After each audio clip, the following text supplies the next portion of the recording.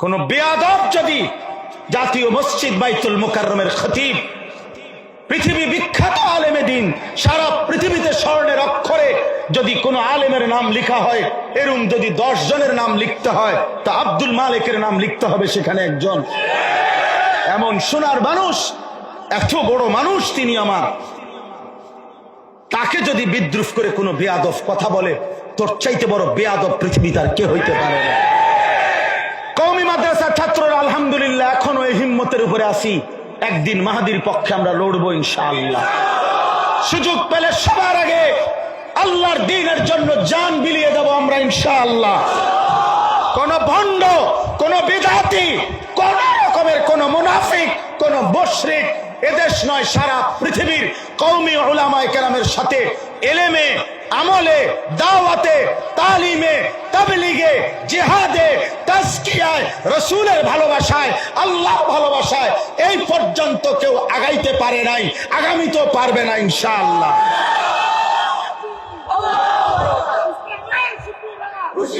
হ্যাঁ, কোন বেয়াদব যদি জাতীয় মসজিদ বাইতুল মুকাররমের খতিব, পৃথিবী বিখ্যাত আলেমে দিন, সারা পৃথিবীতে স্বর্ণের অক্ষরে যদি কোন আলেমের নাম লিখা হয়, এরকম যদি 10 জনের নাম লিখতে হয়, তা আব্দুল মালিকের নাম লিখতে হবে সেখানে একজন।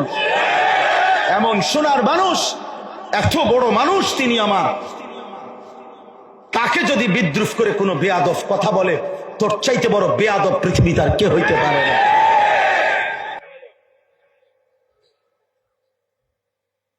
ইনশাআল্লাহ ইসলাম বিজয় হবে ইনশাআল্লাহ, বিজয়ের পতাকা উড়বে ইনশাআল্লাহ, কোন সন্দেহ। আমার নওজোয়ান সাথীরা, আমার স্বপ্ন শুধু আমার কিশোর নওজোয়ানদেরকে নিয়ে বেশি। আমি ব্যক্তিগতভাবে এক একজনের এক এক দিকে একটা ঝোঁক থাকে, নেশা থাকে। আমার এটা একটু বেশি নেশা যে আমার যুবক বদলাবে, আল্লাহর দিকে ফিরবে, আল্লাহর দ্বীনের কালেমা পতাকা হাতে নিবে, আগামী দিনে ইমাম মাহাদির পক্ষে লড়বে ইনশাআল্লাহ। কি বলো, রাজি তো ইনশাআল্লাহ? ফজরের নামাজ পড়বো তো ইনশাআল্লাহ? ফজরের নামাজ বিহীন বিজয় আসবে না দোস্ত, কারণ ফজরে অভ্যস্ত ব্যক্তি তার জন্য বাকি 4 ওয়াক্ত নামাজ সহজ। বাকি 4 ওয়াক্ত আলহামদুলিল্লাহ অটোমেটিক তার ভিতরে চলে। আমার চট্টগ্রাম সন্দ্বীপে আপনার আলহামদুলিল্লাহ প্রায় 4000-এর চাইতে বেশি ছেলে আমাদের মহব্বতের, যারা নিয়মিত ফজরের নামাজ জামাতে পায়, ফজর ক্যাম্পেইনের সদস্য। কুমিল্লা মনোহরগঞ্জ আমরা এই কয়দিন আগেও প্রোগ্রাম করছি আসরের আগে, আলহামদুলিল্লাহ 2-3 সপ্তাহে 260 জনের চাইতে বেশি ছেলে ফজরের নামাজ জামাতে পড়ে। এই শুক্রবারেও ঢাকায় ফজরবাদ আমার বয়ান আছে, আমাদের এই ফজর ক্যাম্পেইনের বয়ান। কইছি যে ফজর পড়ুম আমনগো মসজিদে, ফজরের পরে ওয়াজ, ফজরের মুসল্লি বাড়বে ইনশাআল্লাহ। এটা আমার শায়েখের একটা দায়িত্ব আমার কাঁধে। আমার শায়েখ আল্লামা মুফতি মুশতাকুর নবী বলছে, হযরত আমার এই যে মাওলানা ফজরের মুসল্লি বৃদ্ধির আন্দোলন করেন। আল্লাহ আমাদেরকে তৌফিক দান করে, আল্লাহ আমাদেরকে তৌফিক দান। নওজোয়ান ভাই, বদলাইতে হবে, বদলাইতে হবে। এমন একজন শ্রেষ্ঠতম রাসূল আল্লাহ আমাদেরকে দিয়েছেন। আমি যে আয়াতটুকু পড়ছি শুধু এই তরজমাটাই বলি। আল্লাহ তাআলা বলছে, মক্কার কাফেররা নবীজিকে বলতো পাগল, নাউজুবিল্লাহ।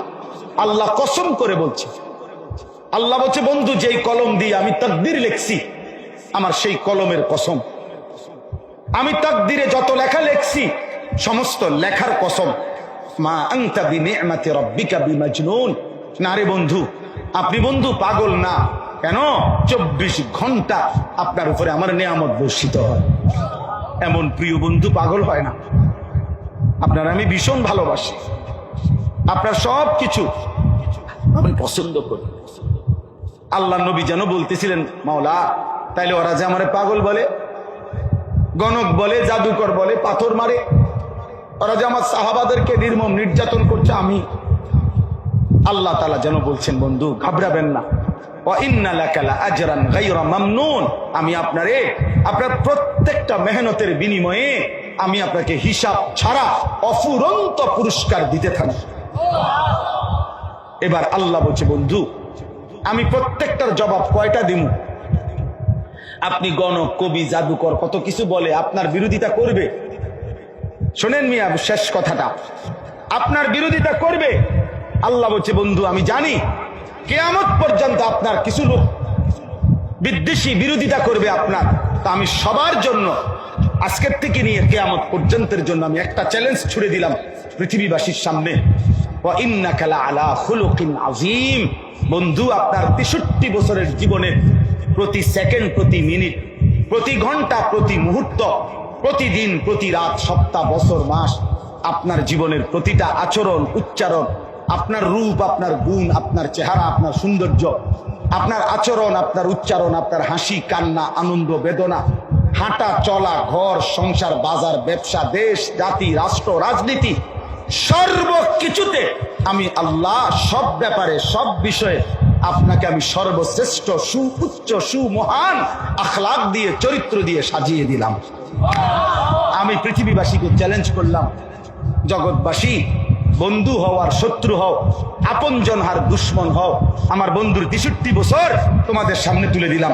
ধরো ধরো, সামনে দিলাম আমার 63 বছরের আমার বন্ধুর প্রত্যেক ঘন্টা, মিনিট, তোমরা সেকেন্ড, তোমরা পৃথিবীর সব দুশ্মন মিলেও পরীক্ষা করে দেখো, বিশ্লেষণ করে দেখো, বন্ধুর হায়াতের 63 বছরের একটি সেকেন্ডের উপরে সাহস থাকলে একটা লাল কালির দাগ বসাও।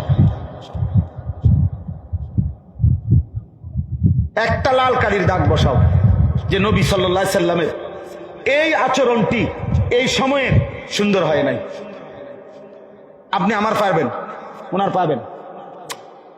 আব্দুল কাদের জিলানির লগো আপনি সপ্তাহখানিক থাকলে আপনি বলতে পারবেন যে না, যত কথা এখন হুজুর বড় বুজুর্গ ঠিক আছে, কিন্তু এই সময়ে এটা এটা খুব সুন্দর হয়েছে না, এটা এটা উনি ঠ্যাংটা আপনি সরাইয়া বইল কা, এটা এটা মানাইছে না, এই লোকটার উনি এটা কইলো কেন, না এটা এটা ভাই যত কথা এখন আমি এটা মানে নিতে পারলাম না। এমন আপনি যেই কোনো ব্যক্তির সাথে চললে সপ্তাহ 15 দিন, 3 দিন 4 দিন একটা না একটা কি ধরতে পারবেন, পারবেন, সহজ এটা। কিন্তু আল্লাহ তাআলা চ্যালেঞ্জ দিছে, আমার বন্ধুর 63 বছরের জীবনের একটি সেকেন্ডের উপরে পারলে তোমরা একটা লাল কালির দাগ বসাও। নাই। ওয়া ইন্নাকা লাআলা খুলুকিন আযীম। আল্লাহ বলছে, আমি কসম করে বলছি, আমি আপনাকে সাজাইছি। আমি কেন আপনি বাথরুমে বাম পাও দিয়ে ঢুকলেন, এটা আমি সাজাই দিছি। কেন ডান পাও দিয়ে বের হলেন, আমি বলে দিয়েছি।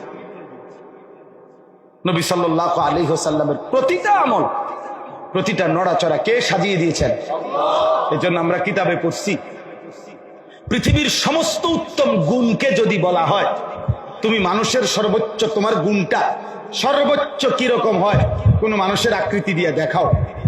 মনে করেন ধৈর্য, ধৈর্যকে যদি বলা হয়, কষ্ট হয়, ধৈর্যকে যদি বলা হয় যে হে ধৈর্য, সর্বোচ্চ ধৈর্য কেমন হয়, এটা একটা মানুষের আকৃতি ধরো। সাহসিকতাকে যদি বলা হয় যে হে সাহসিকতা, সর্বোচ্চ সাহসিকতা কোনো মানুষের কেমন হতে পারে, এটা তুমি একটা মানুষের আকৃতি ধরো।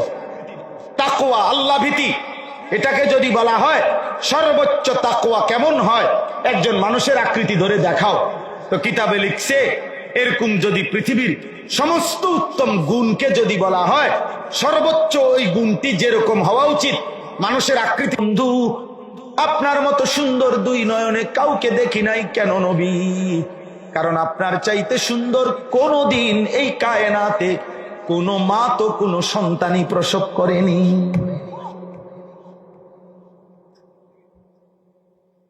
হ্যাঁ,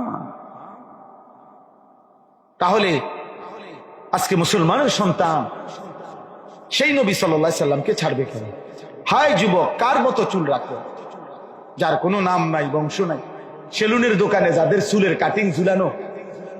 তুমি যুবক একটা ছেলে গিয়ে তারপরে জিগাও, এর কোনো বংশ আসেনি, তার কোনো জাত ফাত আসেনি, তার কোনো জন্মের ঠিকানা আসেনি, এই ছবিওলা এগুলা ছবিটি যাদের টাঙ্গাইয়া রাখছে, তো তুমি তাদের মতো চুল রাখো।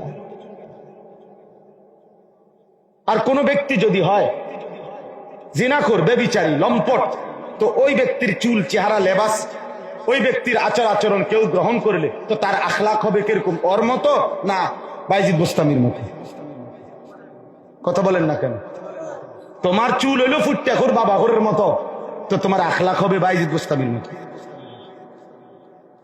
তো বলে বলে আল মারউ আলা দীনে খলীলিহি, মানুষ তার বন্ধুর আচরণে প্রভাবিত। আল্লাহ নবী বলছে যে যাকে অনুসরণ করে তার আচরণ তার উপরে পড়ে। নাম পর্যন্ত কিতাবে আছে, নামেরও কি আছে, আসর আছে। যে বাচ্চার নাম রাখছে ওমর, আল্লাহ চাহে তো আল্লাহ তার মেজাজের মধ্যে ওই রকম একটা মেজাজ দিত। নামেরও কি আছে, আসর আছে। তো আখলাকের আসর থাকবে না? আল্লাহ আমাদেরকে হেফাজত করে। অতএব শেষ কথা হলো ফাসাতুবসিরু ওয়া ইউবসিরুন। আল্লাহ বলছে বন্ধু এই বেঈমানরাও দেখতে থাকুক, আপনিও দেখতে থাকেন, বলতে থাকেন, ঘাবড়াইয়েন না। আমি আল্লাহ প্রমাণ করে দেব বিআইয়িকুমুল মাফতুন, পাগলকে আমি দেখায় দেব। আগামী 23 বছরের ভিতরে আমি দেখাবো। আল্লাহ তাআলা 23 বছরের মধ্যে দেখায় দিছে। সারা পৃথিবীতে ওমর রাদিয়াল্লাহু তাআলা জামানা আসতে আসতে সারা পৃথিবীতে কালেমার পতাকা উড়ে গেছে। আর আবু জাহেল, আবু লাহাবের নাম নেওয়ার মতো কুত্তাও পৃথিবীতে নাই, কুত্তাও নাই, কুত্তাও নাই, কুত্তাও নাই। আবু জাহেলের নাম কোন কুত্তাও নেন, আবু লাহাবের নাম কোন কুত্তাও নেন। অতএব বিআইয়িকুমুল মাফতুন, আমি দেখিয়ে দেব বন্ধু। ইন্না রাব্বাকা হুয়া আ'লামু বিমান যাল্লা ফি সাবিলিহি আন সাবিলিহি ওয়া হুয়া আ'লামু বিল মুহতাদিন। আমি তো জানি গোমরাহকে হেদায়েত প্রাপ্ত কি। আল্লাহ বলছেন আমি তো জানি। অনেক রাত হয়ে গেছে, আমাকেও আবার ফিরতে হবে। আমি সবার কাছে অনুরোধ করলাম দয়া করে ইনশাআল্লাহ আমরা প্রত্যেকেই নিজের ঈমান, নিজের আমল, আখিরাত, আল্লাহর সাথে সম্পর্ক, আমাদের নবী সাল্লাল্লাহু আলাইহি ওয়াসাল্লামের সাথে সম্পর্ক করব ইনশাআল্লাহ।